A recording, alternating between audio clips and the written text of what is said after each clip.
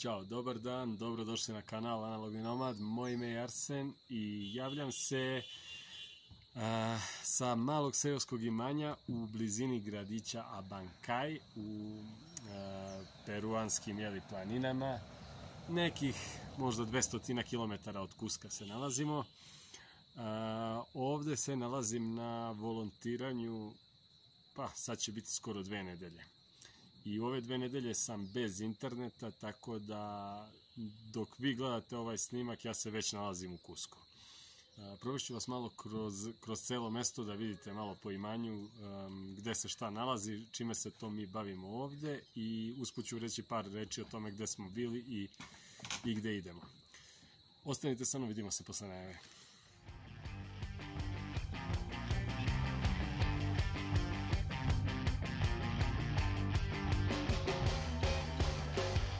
Dakle, došli smo ovde pre nekih 10-ak dana iz Naske.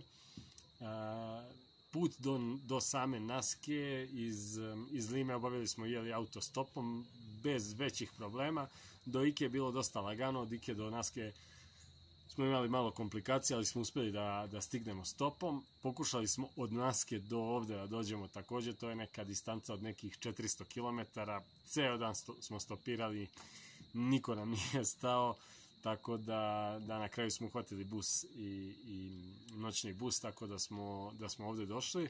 Došli smo zapravo u Abancay, to je grad koji se vidi dole u dolini, a mi se nalazimo na nekih 5-6 km putem od Abancaya, na jednom seoskom imanju, gde pomažemo u onako tipičnim seoskim poslovima, da kažem, što je onako fino za promenu, malo posle više meseci praktično rada u hotelima i hostelima. Lepo je malo promeniti, mada realno gledano uslovi na ovom volontiranju su dosta teški, dosta rustični, da kažemo, i ja verovatno ne bi prihvatio ovo volontiranje da sam znao to, ali jednostavno situacija na terenu ne odgovara opisu profila koji smo mi imali, no ono što je interesantno recimo s ovim volontiranjem, ja sam otprilike tako nešto i očekivao. Zašto? Pa zato što sam ja već preiskusan volonter, ja već imam preko 40 projekata, tako da znam da prepoznam profil kad je nešto čudno, kad nešto se ne uklapa. A ne uklapa se zato što sam znao da na ovom mestu ima volontera, da se primaju volonteri već duže vreme, a nema nikakvih komentara na samom profilu. Šta to znači?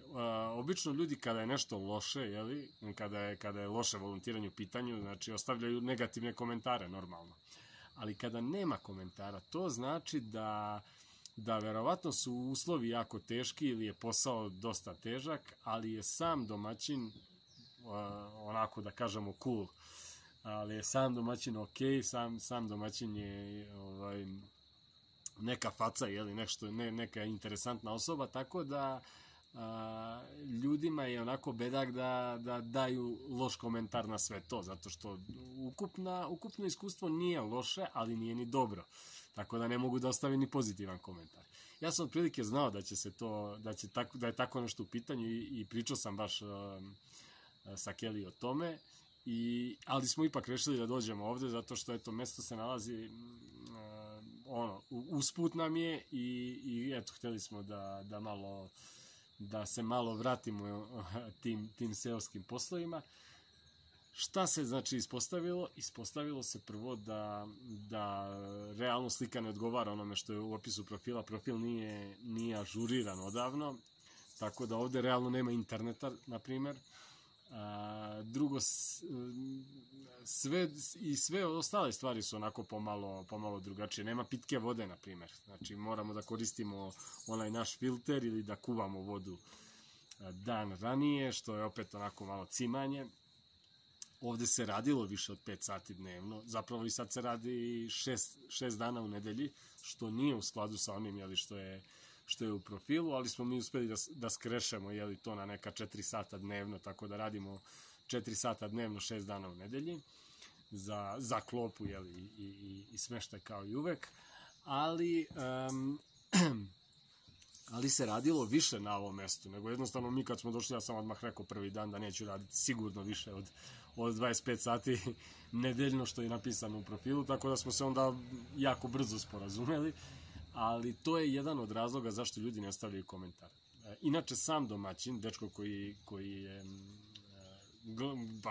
njegovo imanje, on i njegova majka žive ovde, oboje su fantastični, znači i cela porodica, mislim, njegov otac i sestre koje dolaze takođe iz Abankaja, svi su super, ali eto, to je ta caka sa ovakvim volontiranjima i naravno volonteri koji dolaze ovde po prvi put, ili kojima je ovo prvo volontiranje, recimo, oni se ne bune, zato što misle da je to tako normalno i da to tako mora.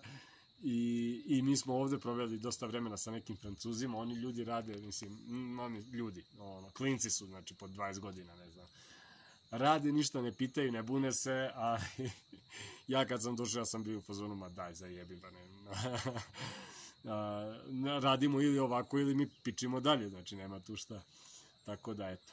Sad ćemo malo proći po imanju, pa ću vam pokazati prvo, znači, šta je to što radimo, a vidjet ćete smeštaj je baš onako rustičan, to su ove kuće, to je ova kuća sa adobe tehnikom rađena, znači od blata, od onih cigli, jeli, od zemlje, i dosta je stara i onako, tako da eto, vidjet ćete kako to izgleda.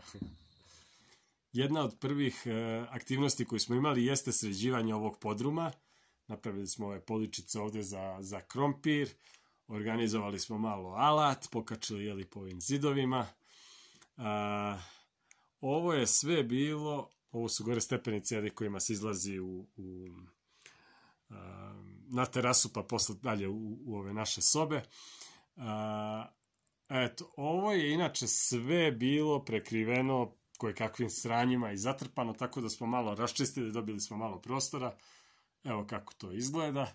To je, znači, jedan od prvih zadataka bio. Odavde se može popeti gore.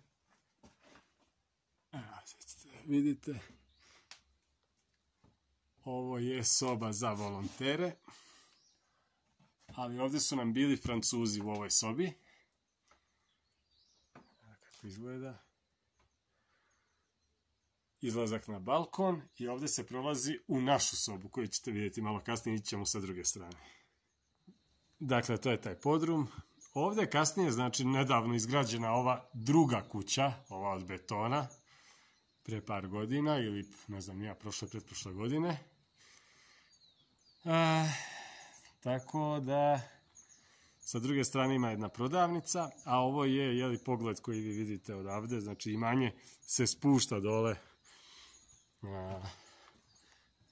Veš se pere ručno, kačimo ga ovde. Ovo je klonja, tuš sa hladnom vodom. Nije prijatno, verujte mi, nije prijatno ovde u planinama tuširati sa hladnom vodom, ali eto, živ se čovjek na sve navikne. Prva 2-3 dana su bila najteža, zato što smo radili jedan izuzetno težak fizički posao, a to je, kao što vidite, ovo kopanje ovde. Naime, uklonili smo celo ovo brdo i spustili ga dole budakom i lopatom, znači nema šta. I to još je zemlja bila toliko vlažna od kiše, znači da se lepila za budak, tako da možete zamisliti na šta je to ličilo. To je baš bilo ono krvav jedan posao, ali bilo nas je dosta, bilo nas je 6 nas je radilo ovde sve vreme, tako da spustili smo tu zemlju ovako ovde naniže, kasnije smo posadili, ovo je jedna vrsta drveta ovde koja raste, znači bukvalno se pobode ovako odsečeni trupčić, stablo, i ono samo kasnije pusti korenje i veže zemlju, znači to je naravno posađeno da bi držalo ovaj teren. Ideja je da se ovde, jeli, na ovom zaravnjenom delu, konstruišu male neke barakice, male neki bungalovi ili tako nešto, otprilike odatle pa sve ovamo, jeli, iza mene ovaj prostor. Ovde vidite kuću gore, odnosno ovaj balkon. Ideja je, znači, da se tu u nekom trenutku, jeli, kasnije konstruišu neke male kućice. Evo šta smo još radili. vidite ove sadnice, ovo su voćke koje su posađene ovde. Ne deluju baš sjajno, deluje kao da se suši, ali to je normalno, jeli, prvih par dana, primit će se to lepo. Ovo su, ja mislim, jabuke. Mislim da smo jabuke sadili ovde. Celim ovim redom i tamo opet ide ovo drvo, jeli, što veže zemlju. Jedna od aktivnosti, naravno, je i hranjenje životinja koje imamo ovde. Ovde iza mene možete vidjeti kokošinjac, kokoške su tu. To je jedna dnevna, jeli, aktivnost, svaki dan to radimo. Sad rotiramo se, znači doduše sad su Francuzi otišli, ostali smo samo mi još par dana ovde, ali smo se rotirali sa Francuzima, pa onda jedan dan mi pripremamo recimo tamo doručak za nas, a oni daju za životinjama, a onda sljedeći dan, jeli, se rotiramo pa smo mi, jeli, sa kokoškama, a oni spremaju doručak za nas. Ujutru se, znači, uđe ovaj kokošinjac i tamo se, ne znam da li vidite, kao šta vidite, i tamo se, jeli, da kukuruz, neki koncentrat, alfa, to je ova biljka koja se uzgaja specijalno za njih, i voda, naravno, i to je to. I naravno neki ostaci, jeli, iz kuhinje, seckane jabučice i ostalo što nama ostane od doručka, to ide sve kokoškama. Ovde, ova druga vrata zelena, tu se drže kuji. Šta su kuji? Kuji su zamorčići. Znači ono što mi znamo kao zamorac ili kao zamorče, to je kuj, to je Guinea pig. Koriste se, jeli, u ostatku sveta se koriste u laboratorijama, vrše se eksperimenti nad njima i tako, razne druge grozne stvari, ali postoji još jedna stvar grozna koja ide rame uz rame sa eksperimentima, a to je ovde u Peru ih jedu. Jedu ih kao poslasticu, znači to je tradicionalno peruansko jelo i ako budete dolazili u Peru i ako ste mesojed, verovatno ćete jesti kuje, osim ako niste mnogo gadljivi. Kuji su praktično veličine pacova, znači to je mala životinja i onda možete misliti kako izgleda i kad je pečena, odrana i pečena. Stvarno nije neki lep prizor, ali mislim ko jede meso, taj se verovatno ne gadi ni malih kuja u svom tanjeru, tako da eto, pokazat ću vam kako izgledaju, kako se inače gaje, a to je jedna tipična stvar koju ćete vidjeti u svakom peruanskom domaćinstvu, tako da nismo bili baš da kažemo toliko izbirljivi, iako smo i Kelly i ja vegetarijanci, nismo bili toliko sad, ajde pa da izbacimo sva domaćinstva gde se gaje kuj, pa to verovatno ništa ne bi ni ostalo onda. Ajde vidimo kako izgleda. Vrata su nažalost zaključana, ali evo možete vidjeti ovako iz daljine kako izgledaju mali zamorčići u svojim kavezima. Ovde imamo i zečeve i tamo je i jedna patka. Ona je ovako izdvojena od onih kokošaka, tako da, eto, vidite zečeve, vidite male kuje, odnosno zamorčiće, i to je to. Ovde takođe možete videti jednu terasicu koju smo obrađivali, takođe motikom, takođe veseo posao. Neću sad silaziti zato što me malo mrzi da silazim, ali dole se nalaze jabuke koje smo takođe kupili, jeli, onako brali u okviru tih svojih aktivnosti. Dole iza onog kukuruza se vidi alfa, to je zeleno polje ovde. To je alfa koja se kosi za kuje i za kokoške, a tamo iza, ako vidite ovde, tu se nalaze, ajde da zoomiramo malo, evo vidite kao baštica jedna, to smo takođe uklanjali korov, sređivali, pa eto, znači to su ti tipični seoski poslovi. Evo dole se vidi takođe ovaj deo obradiv, to smo preorali jedan deo takođe sve ručno i tu sam ja posadio, iskopao rupe i posadio nekih 10-ak avokada. Sad ćete vidjeti pogled, jeli, kako izgleda ta kuća, jeli, sa gornje strane. Naravno, ne završena, u toku su radovi. Tu je kuća gde gazdarica živi, a njen sin, koji nam je domaćin, on zapravo živi u Abankaju, ali dolazi svako jutro motorom ovde. Ovdje imaju malu prodavnicu. Ovo je prodavnica. Ne liči baš na prodavnice, ali inače generalno u Južnoj Americi sve prodavnice imaju ovako rešetke na ulazu, tako da eto, to je jedna, nećete ih prepoznati lako, ali znači ako vidite rešetke, a iza je otvoreno, to je prodavnica koja radi, to je njima ovdje dodatan izvor prihoda, mada ovim putem retko ko stvarno prolazi, ali eto, ko prođe taj svrati obično. I tako.